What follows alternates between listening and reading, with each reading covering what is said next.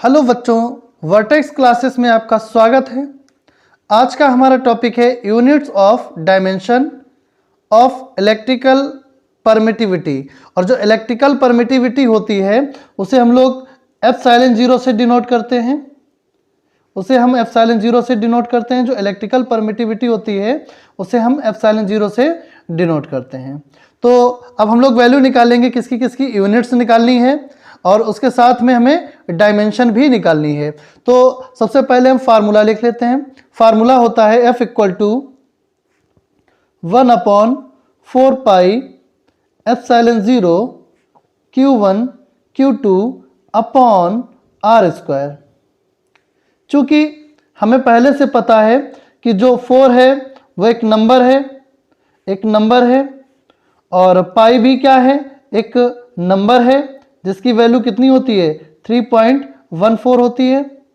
ठीक है, तो 4 और पाई को हम लोग क्या कर देते हैं, छोड़ देते हैं। जब भी हम डायमेंशन या यूनिट निकालेंगे तो जो कांस्टेंट टर्म होते हैं, 4 जैसे कि 4 दिया गया है, पाई दिया गया है, जितने भी कांस्टेंट टर्म होते हैं हम इन्हें क्या कर देते हैं, नेग्लेक्ट कर देते हैं, छोड़ देते हैं। ठीक है, तो बचा क्या, F बचा और क्या बचा, एप्सिलॉन जीरो बचा, क्योंकि 4 और पाई दोनों को छोड़ दिया, 4 और पाई दोनों को छोड़ दिया। और क्या बचा, Q1 बचा, Q2 बचा अपॉन R स्क्वायर बचा। ठीक है, यहां तक समझ में आ गया। हमें वैल्यू किसकी निकालनी है, एप्सिलॉन जीरो की वैल्यू निकालनी है। एप्सिलॉन जीरो की अगर वैल्यू निकालनी है तो इसे यहां पे ले जाएंगे और F को डिवाइड में ले जाएंगे। तो एप्सिलॉन जीरो बराबर क्या हो जाएगा, Q1 Q2 upon R square और डिवाइड में F भी आ जाएगा तो लिखेंगे F। ठीक है, अच्छा एक चीज बताते हैं आपको, F जो होता है, F की जो डायमेंशन होती है वो होती है MLT-2। F की जो डायमेंशन होती है वो होती है MLT-2।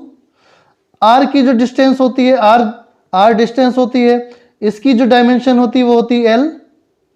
और बचा Q की जो डायमेंशन होती है वो होती है AT।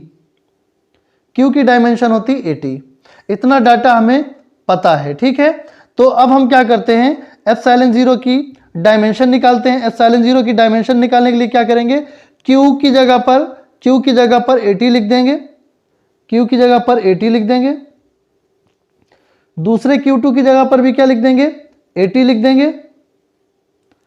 R की जगह पर लिखेंगे L, इस पर चढ़ा है स्क्वायर तो कितना हो जाएगा, L स्क्वायर हो जाएगा। और F की डायमेंशन हमें पहले से पता है MLT-2 है। ठीक है, तो देखते हैं एप्सिलॉन जीरो।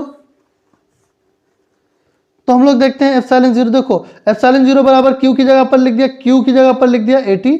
Q की डायमेंशन AT होती थी, इस वाले QT की जगह पे क्या लिख दिया, AT।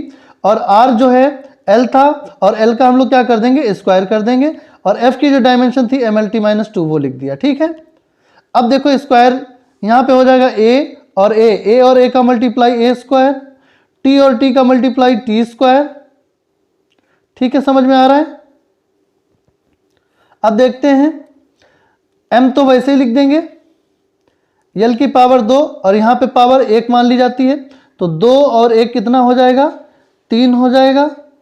और क्या बचा, T-2 बचा, उसे वैसे ही उतार देते हैं। ठीक है,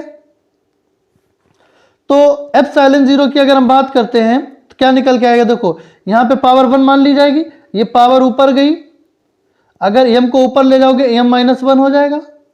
ठीक है, अब हम ये l को ले चलते हैं, l को ऊपर ले जाओगे l की पावर -3, क्योंकि नीचे प्लस पावर है, ऊपर जाएंगी तो -3। t -2 दिए गए हैं, -2 ऊपर जाएंगे +2 हो जाएंगे, और 2 पहले से प्लस के हैं तो 2 और 2 कितने हो जाएंगे, 4 हो जाएंगे। t की पावर 4 हो जाएगा और a की पावर 2 पहले से लिखा है तो a की पावर 2 हो जाएगा। तो ये हमारी क्या निकल आई, डायमेंशन निकल आई। किसकी डायमेंशन निकल आई, इलेक्ट्रिकल परमिटिविटी की, एप्सिलॉन जीरो की हमारी डायमेंशन निकल आई। अब हम निकालते हैं यूनिट ऑफ एप्सिलॉन जीरो। तो फार्मूले के अकॉर्डिंग हम लोग देख लेते हैं, F इक्वल टू कितना निकल आया था, 1/एप्सिलॉन zero Q1 Q2 upon R square. Epsilon zero ऊपर चला गया तो बचा कितना, Q1 Q2 upon R square, और एफ आ गया डिवाइड में इंटू एफ। तो एप्सिलॉन जीरो का जो यूनिट निकलेगा क्यू इंटू क्यू, मतलब coulomb square. Coulomb square, coulomb square को सी से प्रदर्शित करते हैं, तो सी का स्क्वायर अपॉन एल का होता है मीटर, ये होता है मीटर, आर होता है मीटर स्क्वायर, इंटू एफ होता है न्यूटन, इंटू न्यूटन।